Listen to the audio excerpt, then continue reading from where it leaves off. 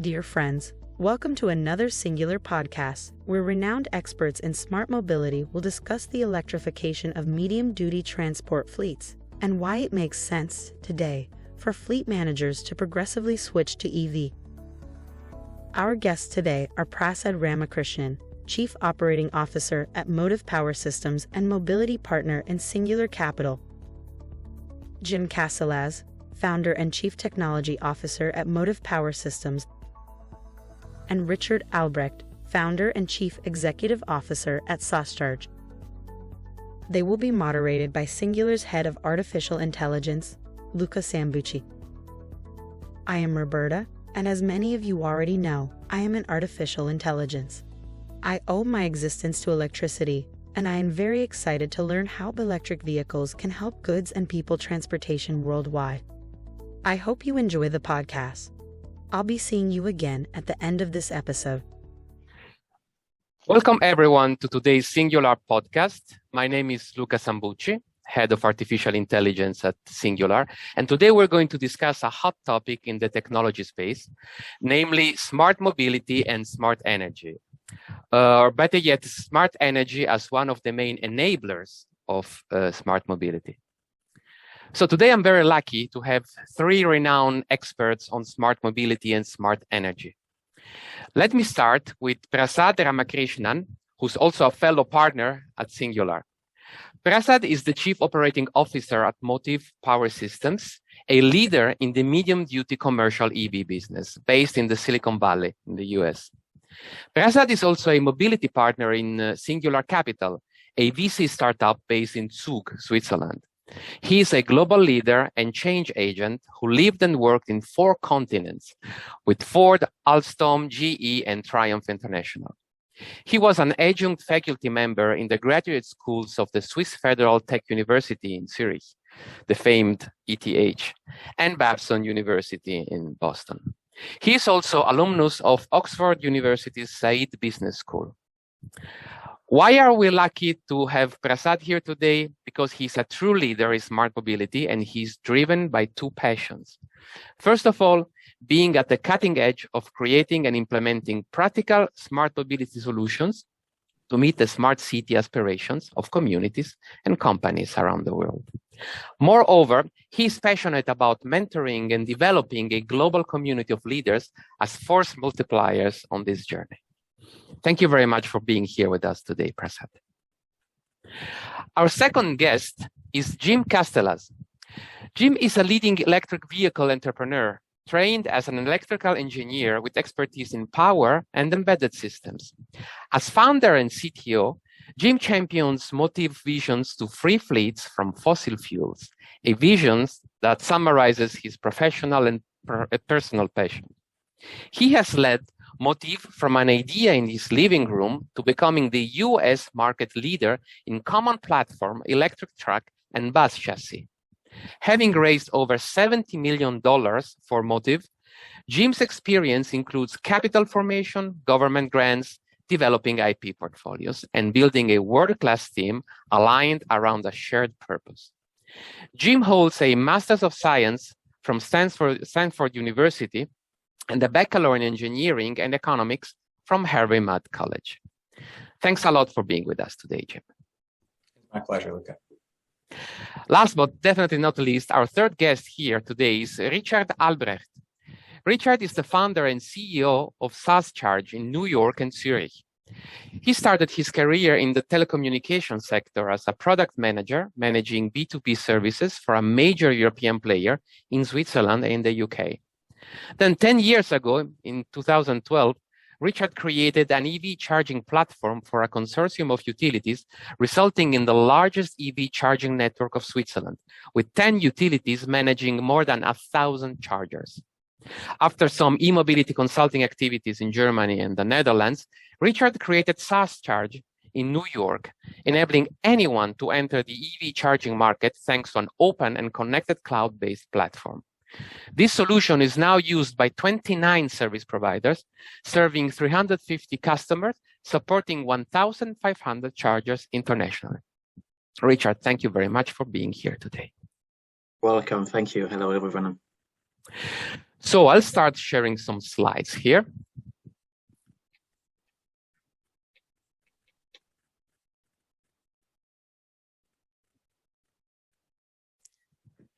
And we already made the first one obsolete because I already introduced the topic and our guest today.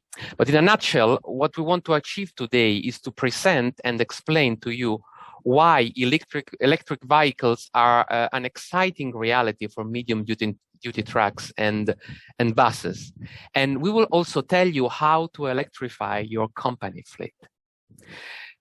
Now, let me tell you a bit about what SNGLR is and why we are so much involved with the smart mobility industry. SNGLR is a holding group that does strategic consulting, advanced tech development, like artificial intelligence systems, that's where I'm mostly involved, and venture capital. Particularly, our VC branch identified smart mobility as one of the main drivers of our future and decided to create a fund around it.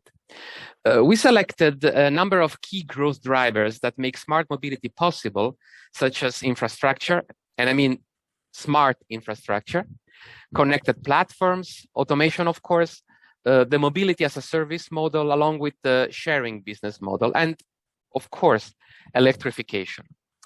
Electric vehicles, which during this podcast we will simply call EV, are the revolution that will help us, I mean humanity, reach CO2 reduction targets, make cities more livable, the air more breathable, and it will put technology to good use.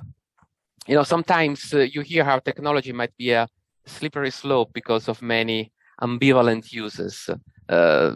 Not all of them human-friendly. In case of electric vehicles, we can undoubtedly say that it's beneficial tech. And of course, it can help us make better use of our energy resources. Smart mobility is a fundamental subset of the smart city model, an ambitious goal for many cities, but certainly achievable if they play their cards right.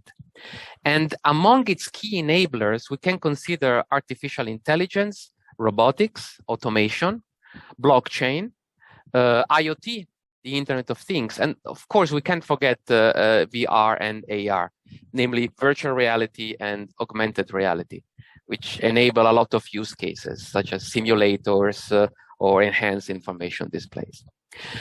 Now, why am I telling you this? Because SNGLR is at home in these industries, and we want to explore, dig deeper, move the discussion further. And this is why we prepare podcasts like this one, inviting technical leaders in their respective fields to share with us their experiences and insights.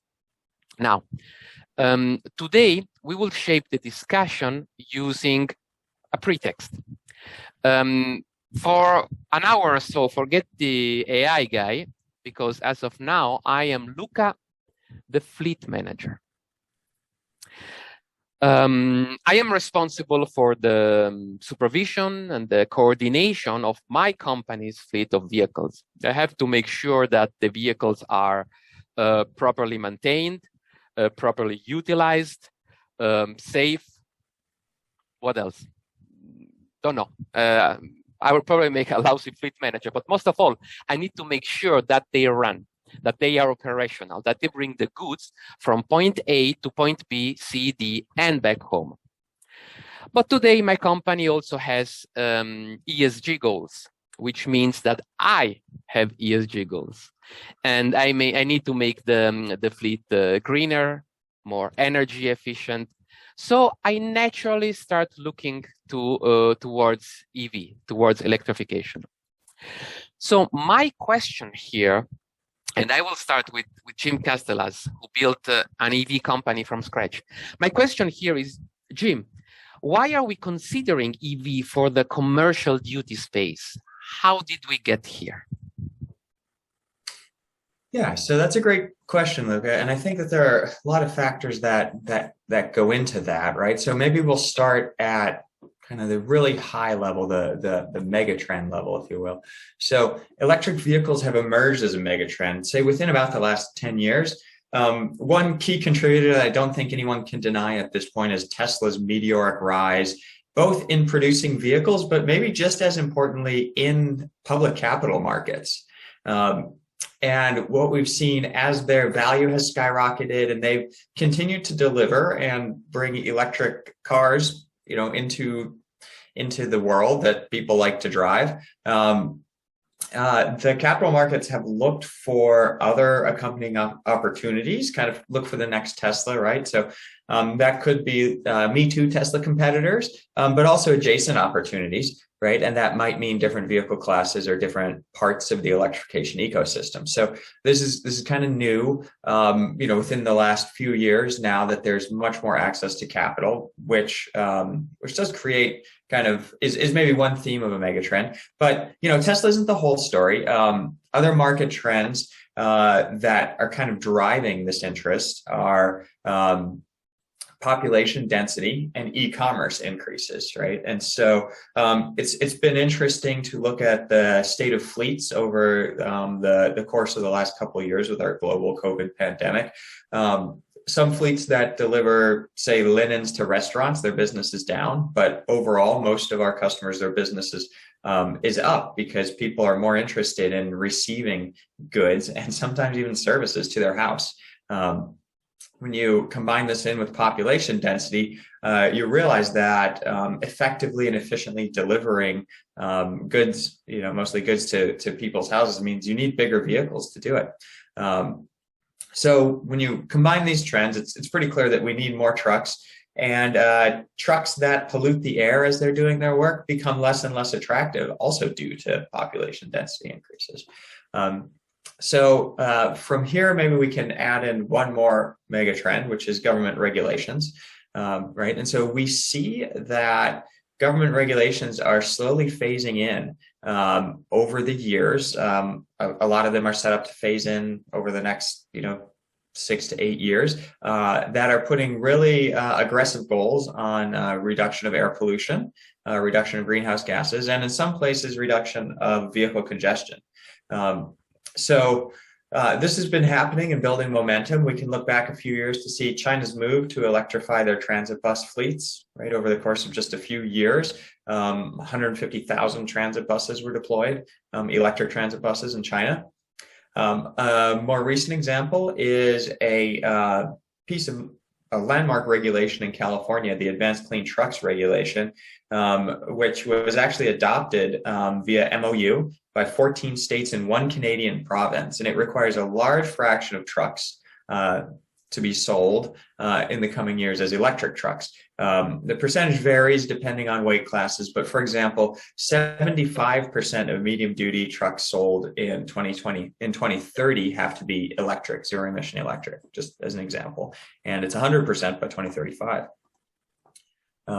So the mega trends are, I think, driving the interest, and they are they're causing people in company leadership to kind of bring up this new question, right? As a fleet manager, you're in a position where usually no news is good news, right? Like, keep the trucks running, don't raise the flag to senior leadership, and you just do your job. You're just part of the operations, right? But I think with all of these mega trends, leadership is probably coming to you, and they're probably asking, to get your take at least on what all these mega trends mean. Okay. That was a great outlook of the market. But I like when you talk about me. Let's talk about me now. How does this EV market connect to my fleet operations? Exactly. And I think that's what a lot of fleet managers are trying to figure out, because they see those mega trends. But they also look at their own fleet and they see, hundreds or thousands of trucks that are working every day that have a 98% uptime. And they know their entire business depends on the uptime of these vehicles, and they're squeezing to get 5% more efficient delivery, 2 seconds average delivery time reduction, right? So they can get a couple extra stops in, right? I mean, this is a very efficient model that most of these large corporate fleets have. And so connecting these megatrends into their operations is indeed not always easy, and also potentially very high risk for these fleet managers, right? So the fleet managers are in this position, right, where they can't ignore these mega trends, even if maybe on some days they might like to, right? They might be happy to just optimize, get another 2% out, but they know that this is coming, right? And so I would say that over the last 10 years, fleets have begun looking, right? They've begun to dip their toe in the water, and the first requirement to deploy electric trucks for any fleet is that the trucks have to exist, right? And this was actually a big problem as recently as a few years ago. Generally, the commercial truck industry has always been about a decade, really, about 10 years behind passenger cars when it comes to technology deployment. It's a trend that's persisted over time. I suspect it's due to the lower sales volumes, and tougher duty cycles of commercial trucks. So what's changed is that recently fleets are deploying electric trucks because of these mega trends, but also because there are finally trucks available that they can buy, deploy, and successfully use for their applications. So how did that happen? Well, really, I think a key step that we've found for fleets is our pilots, right? So a fleet wants to kind of dip their toe in the water, so they buy a small number of electric trucks if they can get them, and they see how they run. We've seen fleets pilot electric trucks for over a decade now, driven by these same megatrends, right? And whatever kind of trucks they're able to get. I would say, though, what's really changed, kind of the tipping point that we've seen just recently, is that the pilots are now successful.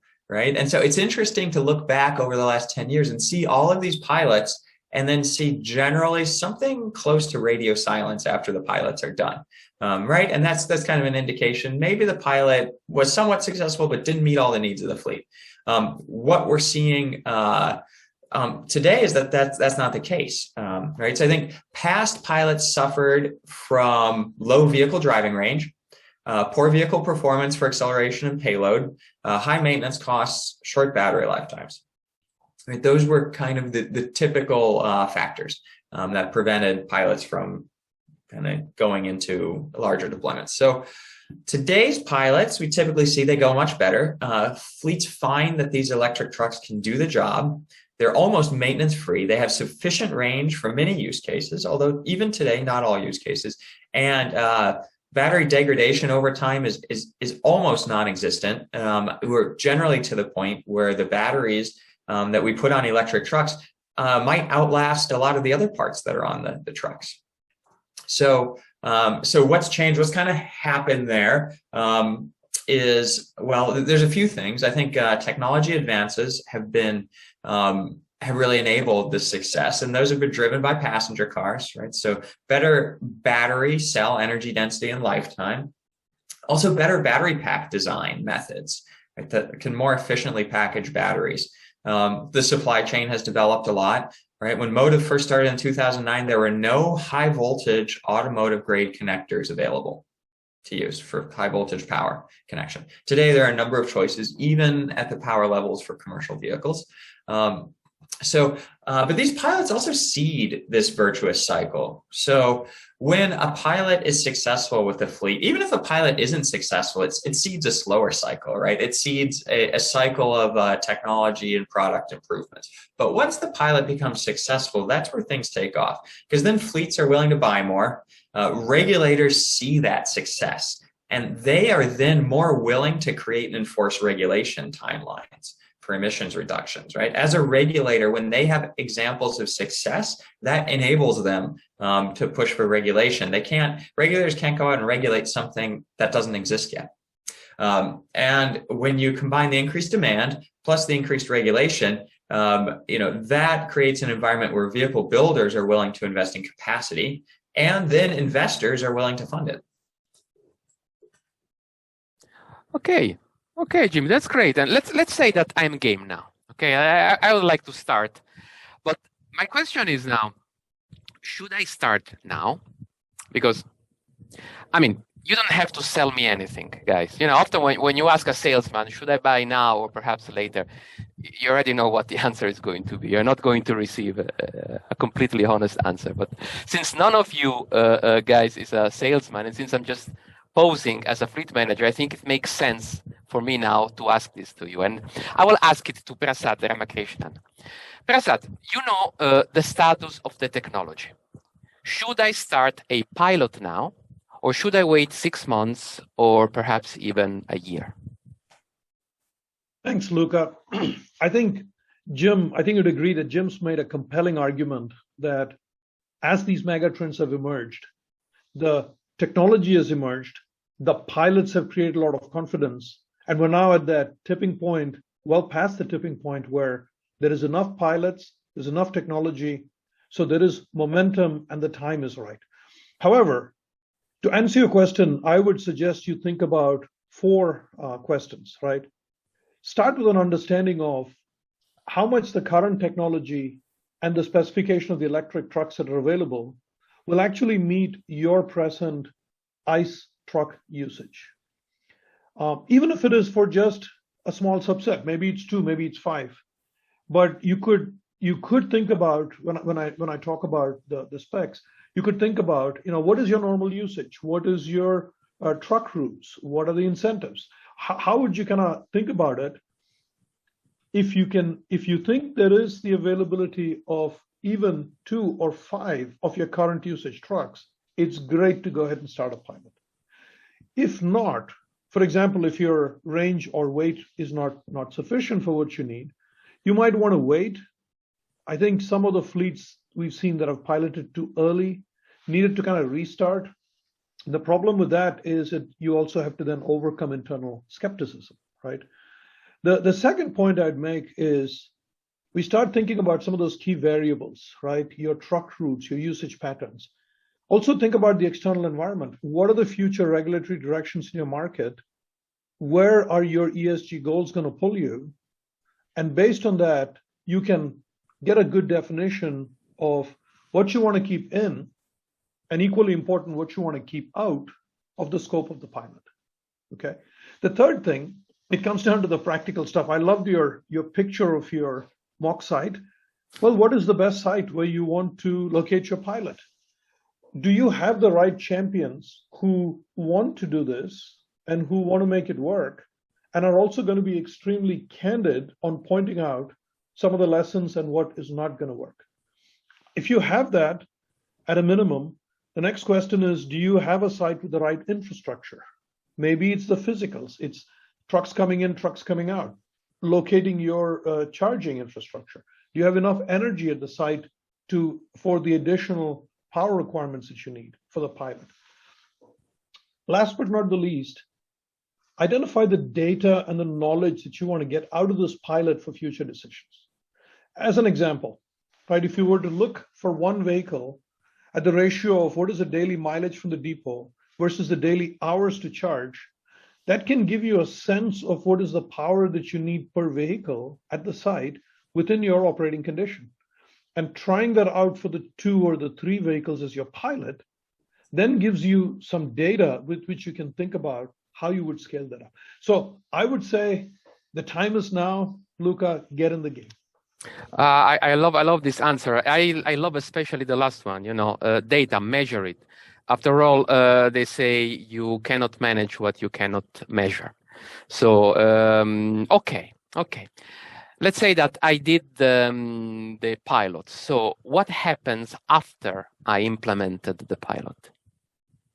That's a great question. I think we've, and Jim touched on this, we've been talking with many of our customers who are in that phase of having had the successful pilot, having gotten the people buy-in, having gotten the budget buy-ins to go forward with a bigger number, and are now saying, wow, this is a daunting task. How do we get there, right? So I would say you could start with the basics, start with the economics, right? Between the EV and the ICE. What are the differences? Basic operational costs, the cost of gas versus diesel versus electricity, the reduced maintenance costs. And as you think this through, you can then think about also what you need for your future budgets, for your fleets in consistency with your 5-year plan. And also, what is your ESG expectations in the eventual transition to EV? I think that's a good starting point. Then get into the specifications that you need for your mission, right? What do you need when you think about the future scale up from, say, 5 to 50 or 500 EV trucks? What's the technology that you need that will match your mission-specific truck configurations? Are you talking about step vans? Are you talking about box trucks? Are you talking about people movers at the airport? What is the functionality? And then if you sort of think through that, what is the power, the range, the reliability that you need, given that today we're in a different place than when a lot of these pilots started? So importantly for scale up then, you also need to think inside your organization, how do you get that cross-functional consensus, whether it's finance or purchasing or operations?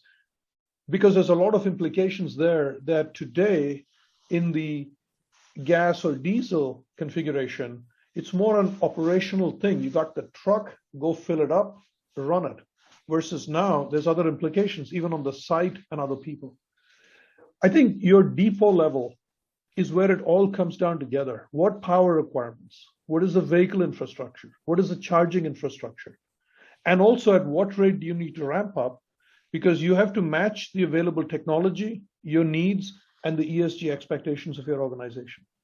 Finally, I think it's important to think about the people, all of the stakeholders. What are those implications and what should you address? As an example, many of the people that we've driven with, our customers, the first reaction when they drive it is, wow, I hear so many more things now because my vehicle is so much quieter. Well, look at the flip side of it. If you've got quiet driving of EVs, does your mission now allow you to operate at night or maybe in quiet zones inside cities? That gives you much more range of operating possibilities in your mission, right? Think about the operator, the person who has to actually drive it and at the end of the day, close it down. Can we make sure that the truck is plugged in every night to charge? Didn't need to do that before. That's one example of behavioral changes that people in the system will need to make. How about future employees? The fact that your fleet is embracing green technology, how does it work as a recruiting tool for employees? And last but not the least, the ESG commitment that you're making, how could that be an alignment mechanism with the aspiration of customers who we're finding are increasingly wanting to work with EV fleets? So I would say that going back to the pilot, all of those real hands-on pilot experiences that you get, along with these types of planning questions, we know that's helped several fleets already make the journey successfully into the post-pilot phase. So I would say, so can you. Very good, very clear. Thank you, Prasad. You mentioned infrastructure a couple of times in your answer. So let's talk a little bit about the infrastructure. We know that no man is an island, and this is certainly true for electric vehicles as well. As a matter of fact, they are part of a complex infrastructure, but luckily today we have an infrastructure guy. Richard Albrecht, from a concerned fleet manager, what are the energy infrastructure challenges? Well, look, yes, very important. As we can see, we need to charge these vehicles. And this is not a matter of 2 or 5 minutes, but rather 30 to 6 or 7 hours, depending of the type of vehicle, type of chargers, and the available capacity. Well, let's get into some challenges that we know from experience. The first is the capacity. All suddenly, your parking become a gas station. How much infrastructure and energy do you need to supply your fleet of vehicles? Do you have sufficient capacity to provide 50 to 100 kilowatt per EV? But also, do you really need to? And then the whole scheduling part. What do you need and when? So this is really the planning part of the charging. How do you organize the fleet to get them constantly ready to be on the road and deliver? This requires some organizations to get the right vehicle with enough battery to go ahead. So, for example, reaching 80% of charging is fast, but getting the last 20% can take double the time. But the question is, do you really need to? And finally, it's all about traveling. So how can you travel further away than the necessary range of the battery. Big concern. So can we just charge anywhere? Well, the good news, first off, it's all about electricity. There's availability anywhere, but not easily. Now, there are networks that exist. For example, fast networks such as Electrify America in the US or Ionity in Europe.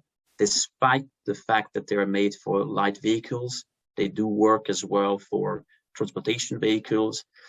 And finally, there's also the capacity to charge at customer sites when, for example, you're unloading. This is a new possibility that opens new challenges. Who's going to pay, for example? But so all this can be planned and organized with the right team and systems. For this, we see 4 steps to overcome these challenges. Can we just move the slide, please? Sure. Thank you. So first, well, it's the installation. It's a planification about the installation. This is the most challenging part when you're starting, because we have no data. We have no profile of charging. And that's what we do with proper engineering companies. And the first is to understand what is your pattern of usage. How long, how far is the delivery? How many cars do you have on the road? When they need to be charged, and how much can they be charged overnight or not? Then is the charging infrastructure sizing. Depending on that analysis, you may need fast chargers to get your fleet back on the road. Or, as I said before, charging overnight with level 2 charger will be sufficient.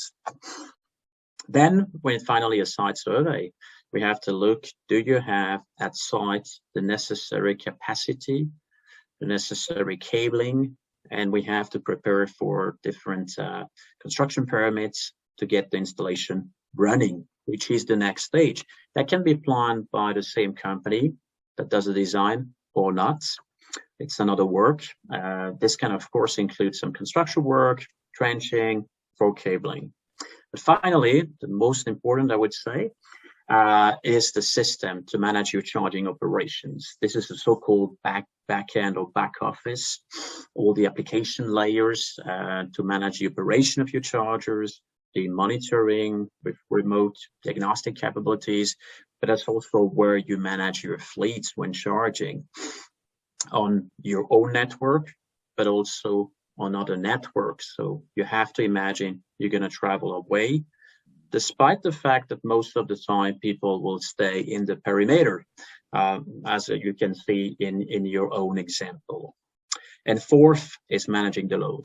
You can imagine that all suddenly you need a lot of capacity of energy at the same time. And this is something you'd like to avoid for cost reason. And that's all the part where we can manage the loads on a smart way when they're charging at the same time, to manage the energy distributions in that regard and the demand response. So to summarize about this part is all about understanding the usage, which is key, with the right team, of course, and system. So that way you can gain efficiency, freedom, and move on a step-by-step basis to electrify the whole fleet. Thanks, Richard. Now, you guys have all been very clear and convincing. Now, let me tell you a tiny bit about me. Despite being heavily involved in artificial intelligence, I come from the cybersecurity industry. And let me tell you, cybersecurity guy in me is never quiet. So always yapping about hackers here, vulnerabilities there, leaked data, ransomware. My fleet doesn't work anymore because someone hacked the IoT somewhere on my premises. So now that's probably not something that clients are asking you daily. First of all, because I don't think it ever happened yet that a fleet was grounded because of a hacker attack. And second, well, because it's not the first thing that comes to mind. But I know that once you plug something in, once you connect it to a digital infrastructure, once you add even a slightly more sophisticated hardware, it can theoretically be hacked. So I guess my question to you guys is, considering the possibility of these vehicles, of my electric vehicles, I'm a fleet manager, to be hacked, perhaps to harm the company or to steal the electricity or to shut down the infrastructure, how can we mitigate the risks? Jim. Well, first, I have to say to fleet manager Luca, this is a great question, and you are like 5 steps ahead of the average fleet manager. It's a very interesting career path you've chosen to go from cybersecurity into fleet management. It's not one that we see very often, but it sets you up at a much higher level baseline because you're right. Most fleets aren't thinking about that. What they are thinking about is security and physical security, right? So I have the opportunity to tour customer depots relatively frequently, and I'm constantly amazed and impressed by the physical security at these depots. I visited a couple depots 2 weeks ago that had a regular chain link fence, and 1 foot inside of that a 7,000 volt electric fence.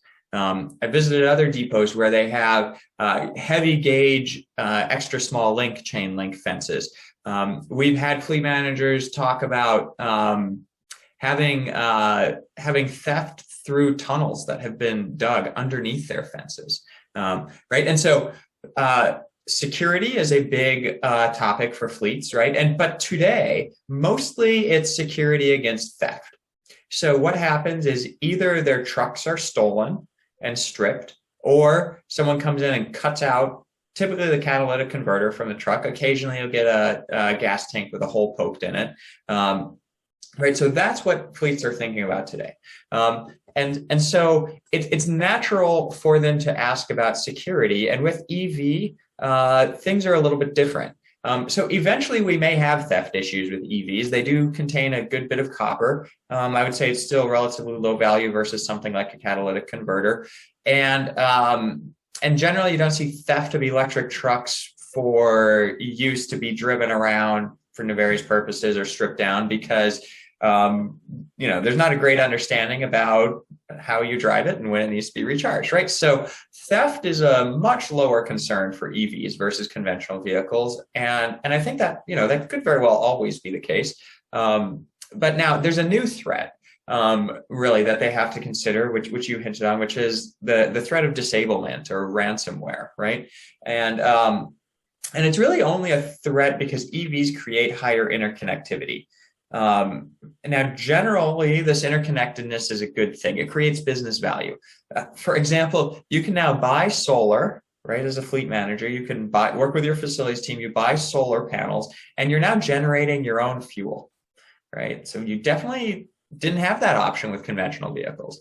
So this interconnectedness that creates business value also means that security becomes more important, right? We know that physical access to an asset always allows it to be hacked, right? That's inevitable. So the real concern is whether you have vulnerabilities in your system where physical access to one piece allows access to remote assets, right? So, hacking of one vehicle or one charge station allows some nefarious actor to take down your whole system. And so this isn't necessarily unique to EVs, it's unique to systems that are more interconnected.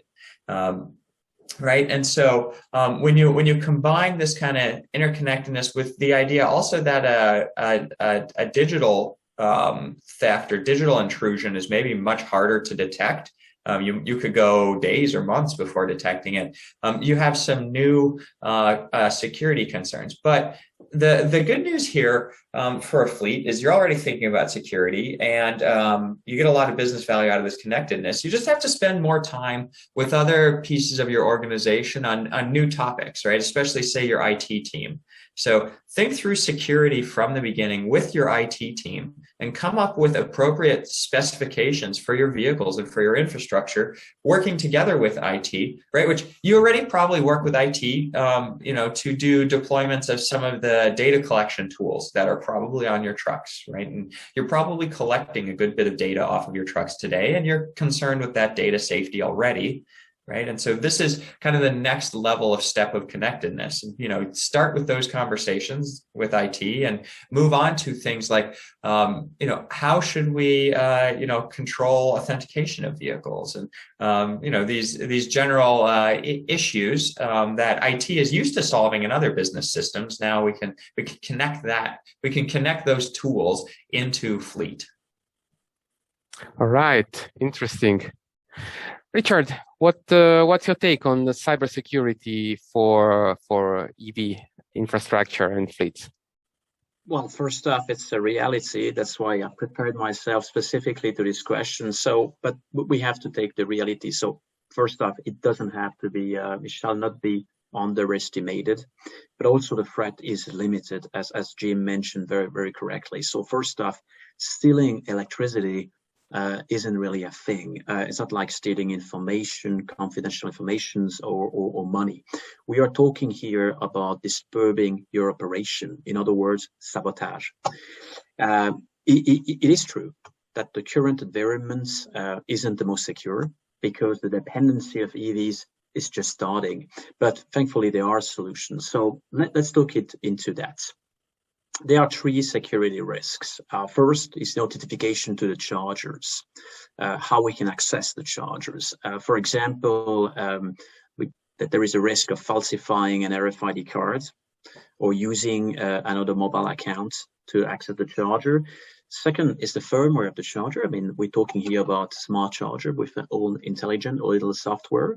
I mean, that can be altered with the access to settings to enable, for example, free charging.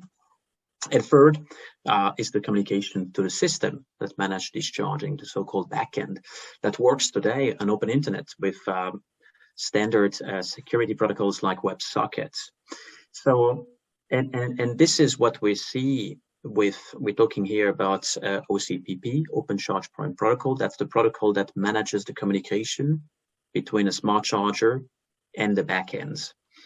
And these are basically the points of failure. But we have to be clear, 95% of customers that we have, or in the market, let's say,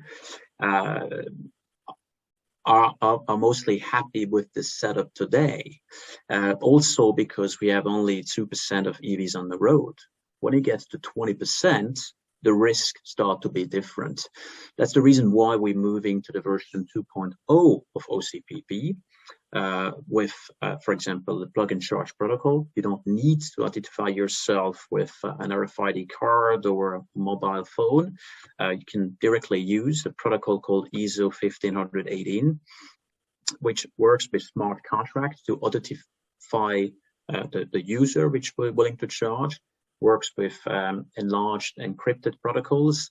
So it's not only more convenient to simply plug your vehicle, but also more secure.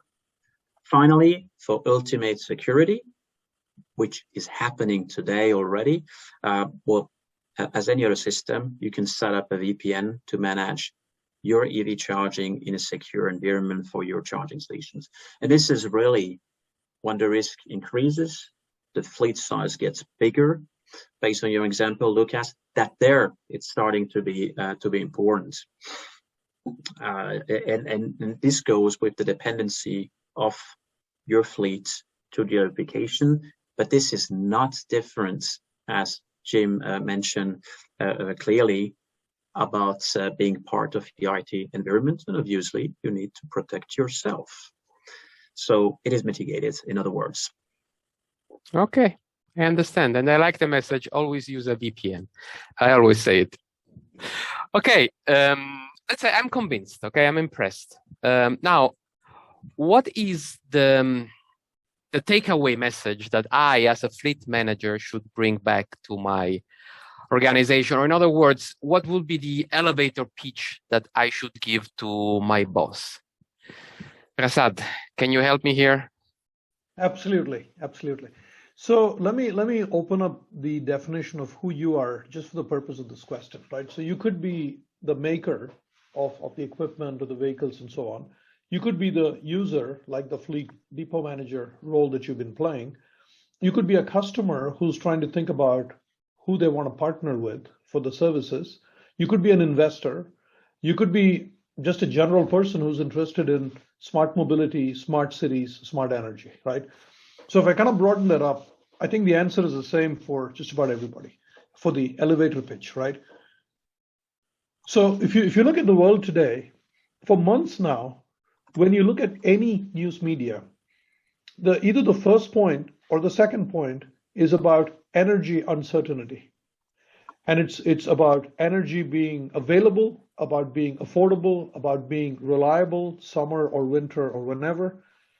And I think the first point is that these energy uncertainties globally are going to really accelerate the demand for alternatives for electrification, right? I'd almost think about this as a mega trend in and of itself. I think the discussion here, we've been trying to give you a sense of confidence. We do have proven pilot success. There is the right vehicle and infrastructure technology. There is a variety of use cases. So there is now a foundation of experiences that can be used by you and your stakeholders to move forward. We've all been going through changes for a very long time. Change is the only constant.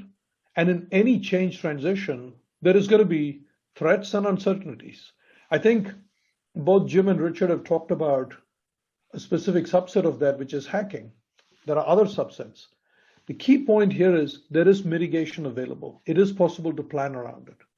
So probably the biggest message, your sale message to your elevator pitch stakeholder is the time is now, get in the game. All right. I like it. I hope it works. Thank you, Prasad. And I would like to thank our guests today, Prasad Ramakrishnan, COO of Motive and partner at SNGLR, Jim Castelaz, founder and CTO of Motive, and Richard Albrecht, founder and CEO of Saascharge. I'm Luca Sambucci, co-founder and head of artificial intelligence at SNGLR. You have listened to SNGLR Podcast. If you liked it, please push the like button, subscribe to the channel, share it, comment it, follow us, send hearts, do all the things people usually do on social media when they like something. And don't forget that we have VC funds that invest in early stage European startups in the areas of longevity and vitality and smart mobility and smart cities. Particularly for smart mobility, we search for the wow innovations in people mobility as well as in goods delivery, focusing on connected vehicles, platform solutions, shared vehicles, and integrated services. If you are interested in these disruptive technologies, do reach out to us. Thanks for watching. I wish you a great day. Thank you for listening to SNGLR's podcast. Today's episode revolved around the use of electric vehicles in the medium-duty commercial transport industry. At SNGLR, we are consultants, tech developers, and investors. If you are interested in these disruptive technologies, then do reach out to us.